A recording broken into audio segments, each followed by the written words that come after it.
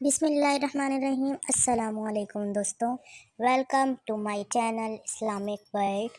ناظرین، جیسا کہ آپ سب جانتے ہیں کہ پچھلی ویڈیو میں نے آپ کو درود پاک پڑھنے کے فضائل و برکات بتائے تھے، اور یقیناً آپ سب کو یاد ہی ہوگا کہ میں نے کہا تھا کہ اگلی ویڈیو میں آپ کو یہ بتاؤں گی کہ کون سا درود پاک آپ پڑھیں تو اس سے آپ کو زیادہ فضائل و برکات حاصل ہو سکتے ہیں۔ تو چلیے ناظرین، ویڈیو کو اسٹارٹ کرتے ہیں۔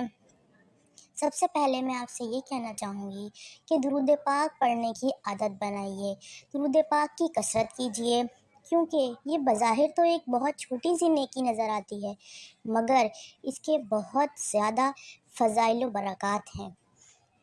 علماء کرام نے فرمایا کہ کثرت سے درود پاک پڑھنے سے دنیا اور آخرت کی ڈھیروں بھلائی و کامیابیاں حاصل ہوتی ہیں۔ اب کثرت سے درود پاک کس طرح پڑھا جائے اور اس کی گنتی کیا ہو، تو آپ کے لیے میں یہ بتا دوں کہ کم سے کم 313 بار جو روزانہ درود پاک پڑھ لے گا، انشاءاللہ وہ کثرت سے درود پاک پڑھنے میں شامل ہو جائے گا۔ یہ علماء کرام کا قول ہے۔ تو ناظرین، آئیے میں آپ کو ایک درود پاک بتاتی ہوں جو ہر شب جمعہ یعنی جمعہ اور جمعرات کی درمیانی شب کو پڑھنے سے بہت زیادہ فضائل و برکات حاصل ہو سکتے ہیں۔ چلیے بنا دیر کیے اسٹارٹ کرتے ہیں۔ بسم اللہ الرحمن الرحیم۔ اللہم صلی وسلم وبارک علی سیدنا محمد النبی الامی الحبیبی العالی القدری العظیمی الجاہ وعلی آلہ وصحبہ وسلم۔ یہ درود پاک پڑھنے سے کیا فضائل حاصل ہوتے ہیں، آئیے آپ کو بتاتے ہیں۔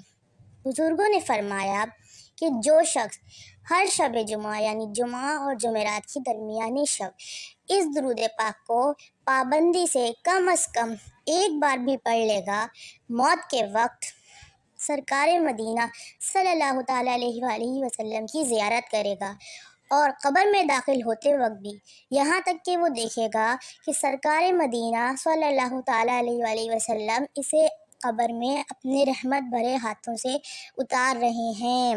سبحان اللہ۔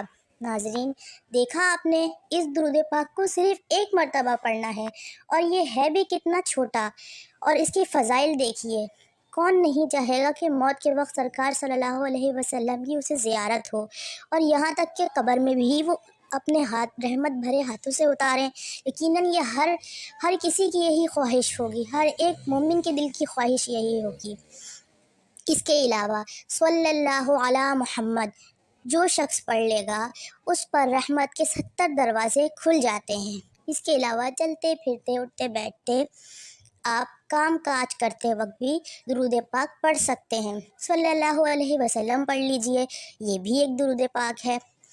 انشاءاللہ اس طرح آپ کو دین و دنیا کی ڈھیروں بھلائیاں و کامیابیاں حاصل ہوں گی۔ میں بھی نیت کرتی ہوں اور آپ بھی نیت کیجئے کہ آج ہی سے ہم درود پاک کو اپنے معمولات زندگی میں شامل کریں گے، اور کثرت سے کم از کم 313 بار درود پاک ضرور پڑھیں گے۔ میری نیکسٹ ویڈیو تک کے لیے اللہ حافظ۔